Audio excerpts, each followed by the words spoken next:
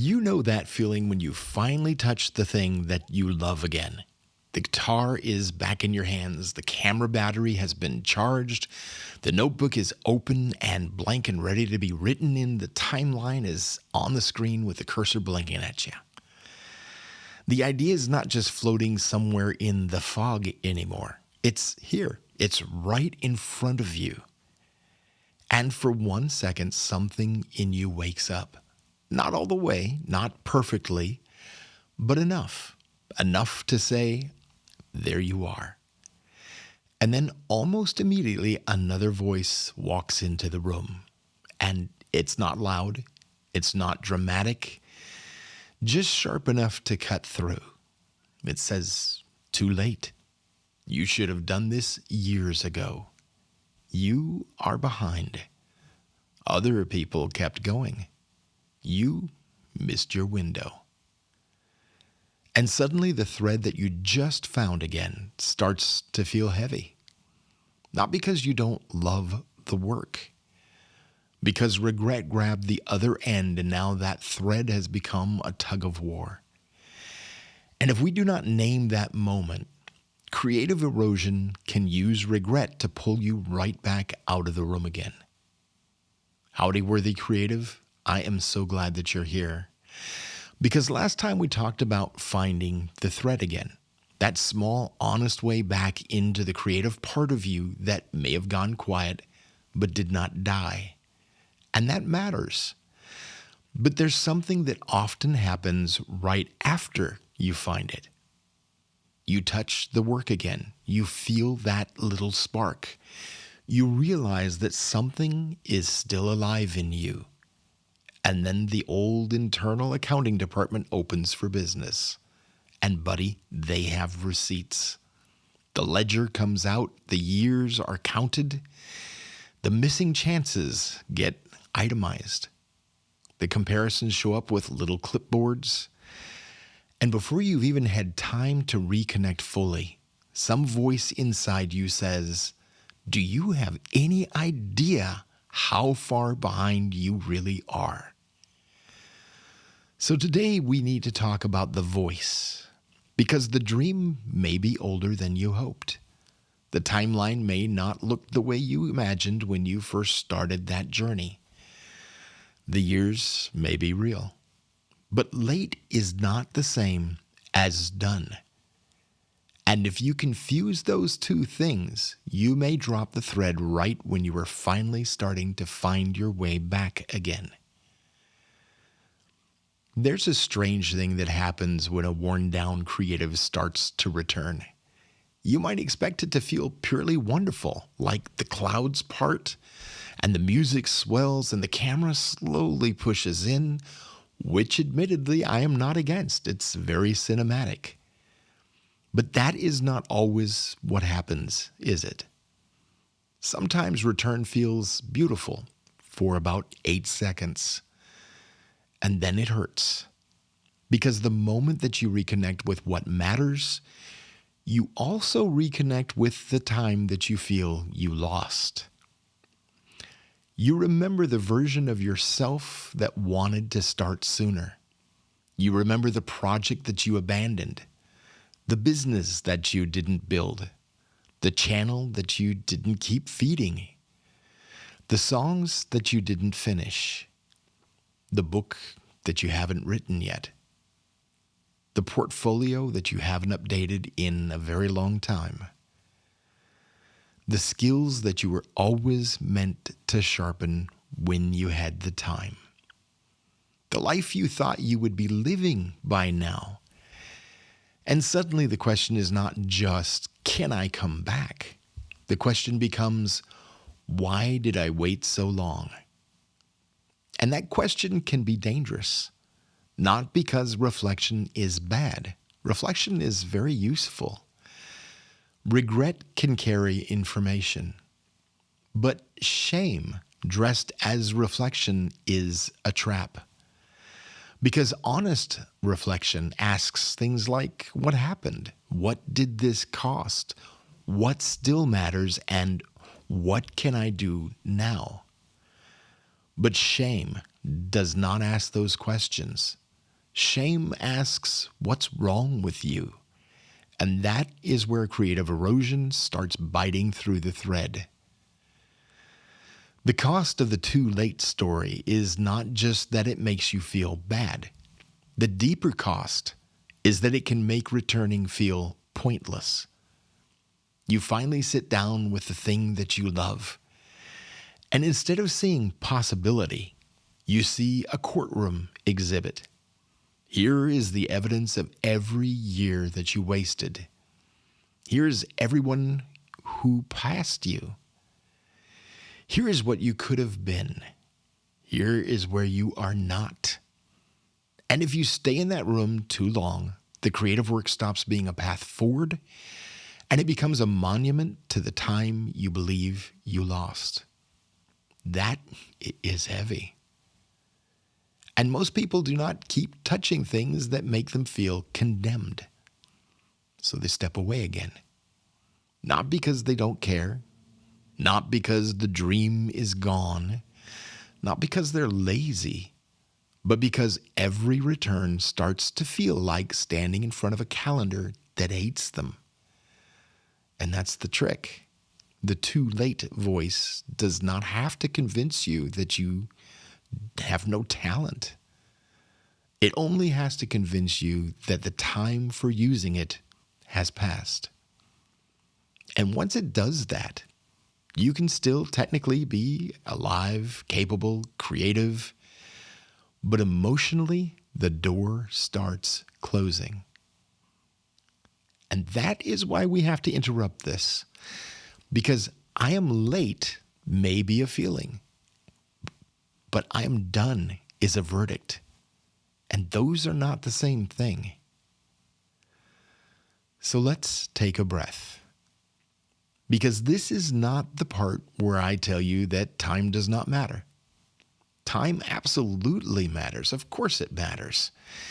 If time did not matter, I would have 6 completed books, 12 albums, a suspiciously successful game design empire, and abs that would frighten King Kong.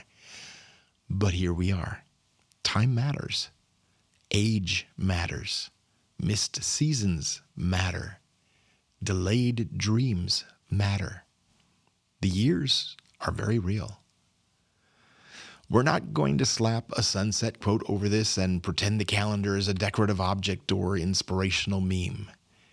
If one inspirational quote could fix this, you would have been fixed 47 quotes ago and probably have a suspicious wall full of framed sunsets with fun little sayings on them. We're not going to do that. But we are also not going to hand the calendar a judge's robe and let it sentence your creative life to death. That's the distinction. You can tell the truth about lost time without turning lost time into a life sentence. Nice, eh? Very balanced of us, almost suspiciously mature. This is one of the crueler forms of creative erosion. It is the erosion of possibility. Not ability, possibility. You may still have the skill. You may still have the taste. You may still have the ideas and the desire. But somewhere along the way, the future started to feel a whole lot smaller. Not because it actually disappeared, but because the weight of what did not happen began pressing down on what still could. Creative erosion loves to turn delay into your identity. It takes something like, I did not build this when I hoped I would, and it turns it into, I'm the kind of person who never builds things. It takes, I fell behind, and it turns it into, I do not belong in the race. It takes, I'm older than I wanted to be when I started again, and it turns into, I should be embarrassed for still caring. That last one is especially poisonous because there are few things more tender than an older dream. A dream that survived disappointment. A dream that stayed quietly alive through years of responsibility, survival, compromise, detours, grief, jobs, bills, obligations, other people's needs, and all the ordinary weather of being human. And then instead of honoring the fact that it somehow survived, we shame ourselves because it did not bloom sooner. That is so backwards. A dream that survived that much is evidence of goodness, not foolishness. It may be evidence that something in you refused to let it die quietly. And yes, I know, that sounds very dramatic. Put it on a mug and sell it for $5.99. But it also may be very true. So here's the reframe. Late is not dead. Late is not gone. Late is not worthless. Late is not proof that the work no longer matters. Late means that you're standing somewhere different than where you hoped you would be. That's very real. But different is not finished. You may be late to the timeline that you imagined, but you may be right on time for the person that you've become. And I know that can sound like one of those little inspirational phrases that floats around social media and is somehow put over a picture of a clock, so let's make it a little less fluffy. The younger version of you may have had more energy, but the current version of you may have more wisdom. The younger version of you may have had more time ahead, but the current version of you may have more truth behind. The younger version of you may have been faster, but the current version of you may be harder to fool. The younger version of you may have chased approval, and the current version of you may finally know what actually matters. That counts. This is not a consolation prize. This is usable material. Your delay did not only cost you, it also taught you. And no, not all lessons are worth the price. I'm not romanticizing the hard years. Some of them were just hard. Some of them were unfair. Some of them took things that they had no right to take. But if you're still here, still listening, still reaching toward the dream, then the story is not only about what was lost, it's also about what remains. And what remains may be stronger, stranger, deeper, and more honest than what would have existed if everything had gone according to the first plan. Now, I know this one very well. There are things I thought I would have done by now. There are songs I thought I would be finished with, books that I thought would be written, creative work I thought would be further along, business ideas I thought would have already grown into something sustainable. There are versions of my life that younger Robert assumed current Robert would be living by now. And current Robert would occasionally like to have a small meeting with younger Robert about optimism, scheduling, and the basic mammal limitations of life. Because younger Robert had some bold assumptions. But the hard part is not just noticing that some things took longer. The hard part is when delay starts to feel like shame. And when you look at something you still want and think, at my age, after all this time, who am I to start this now? And that question can sound like you're being humble. But sometimes it's not humility. Sometimes it's grief wearing a fake mustache and trying to sneak in.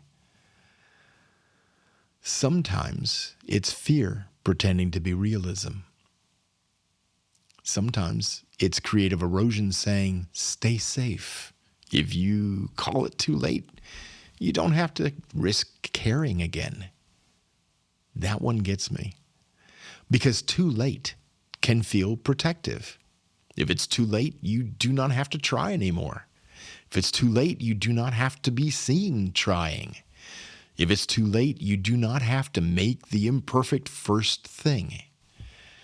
If it's too late, you do not have to feel the gap between what you hoped and where you are. But that kind of protection is expensive. It protects you from disappointment by also protecting you from possibility. And that is simply too high a price to ask. Believe me, I've had way too much and paid too much of that bill. And maybe you have too. And let's be honest for a moment. Comparison does not help, because the minute you start returning, some part of your brain will immediately open the worst possible comparison department. And it's a very efficient department with terrible morale. It will say, look at them. They started younger. They already have the audience or the business. They already have the skill. They already have the confidence. They already have the lighting setup that somehow looks casual but clearly required 14 decisions and an Academy Award-winning lighting director. And now you're not just trying to create. You are trying to create while standing next to an imaginary highlight reel of everyone who appears to be ahead of you. That is not a creative environment. That is a haunted gymnasium. And you do not have to train there. Comparison can give information. Sometimes it shows you what is possible. Sometimes it reveals what you admire. Sometimes it teaches. But when comparison becomes condemnation, it's no longer a teacher. It's a thief. And creative erosion will happily use it to steal the little spark you just got back. So, no, we are not doing that today. They can keep their lighting setup and their Academy Award. We have work to do. And the waypoint for this episode is simple. Turn regret into information, not identity. That's the move. Not pretending that you have no regret. If you've lived on this planet, you have regrets. Stop trying to be so enlightened that lost time does not hurt. Don't chant, everything happens for a reason, while your soul quietly rolls its eyes at you. Just know this. Regret may have information, but regret does not get to name you or define you. It can tell you something mattered. It can show you where you drifted. It can reveal what you still care about. It can point toward a repair. It can even help you make better decisions now. But it cannot be allowed to become your identity. Because once regret becomes identity, you stop asking, what can I do now? And you start saying, this is just who I am now. That's the danger. And that's where we got to interrupt the pattern, not with hype, not with denial, not with fake confidence, with one honest shift. I wish I had started sooner becomes this still matters. I lost time becomes I need to protect what remains. I am so behind becomes I need to choose the next honest step from where I actually am now. That's not fluffy, that's practical. Because you cannot create from the age that you used to be. You cannot build from the timeline that you imagined when you started.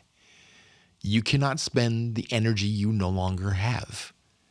You cannot recover the exact opportunity that passed.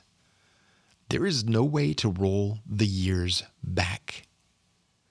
But you can create from here. And here's not nothing. Here has experience. Here has scars that taught us lessons. Here is a taste developed over decades. Here has urgency. Here has clarity that may not have had before.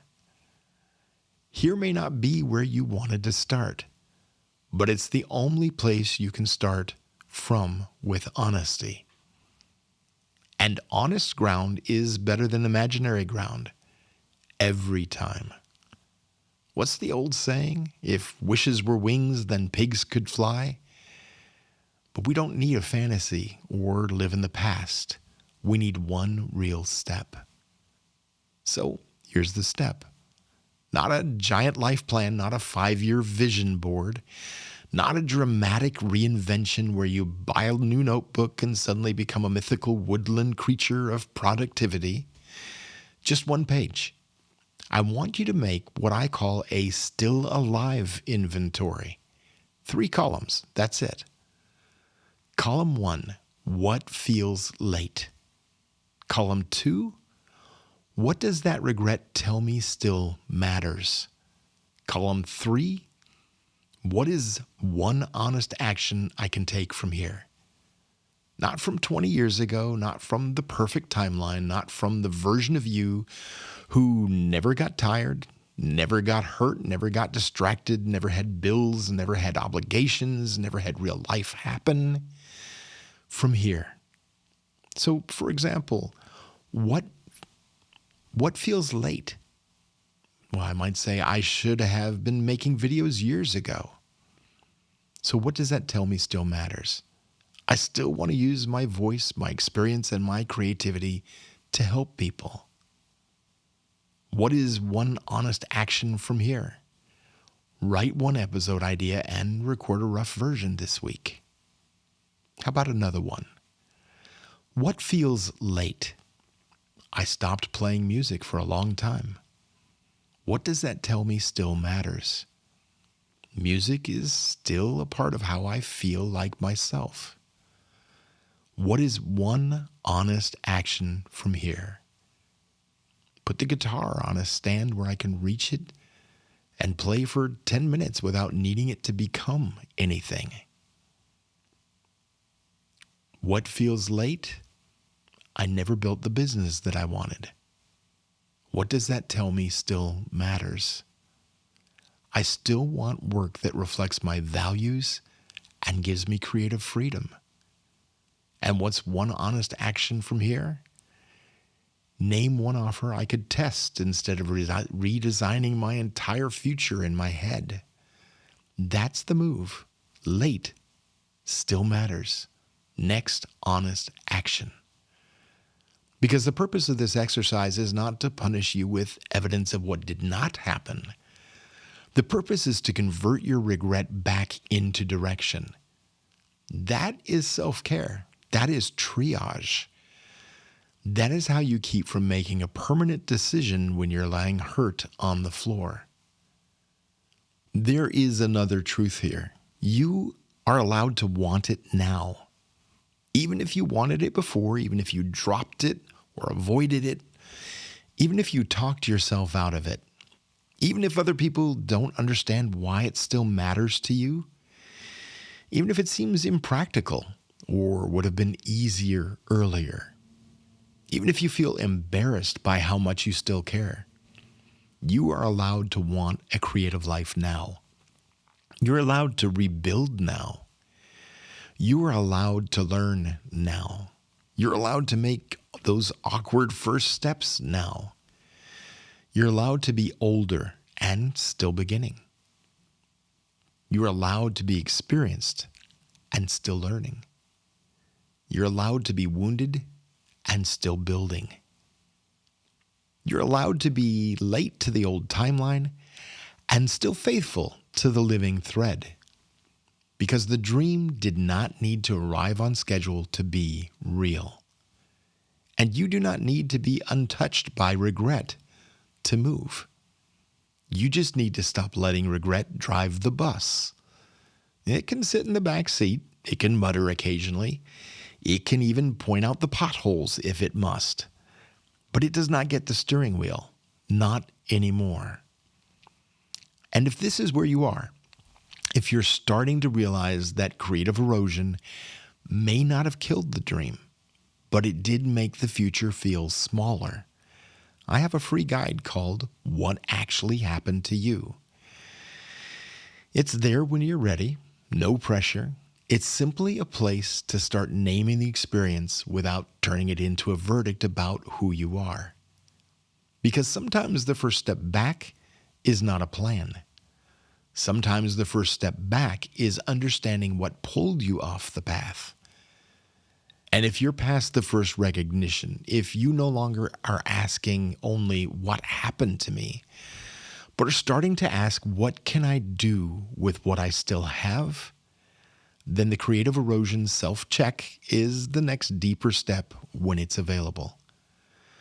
The show helps you stabilize.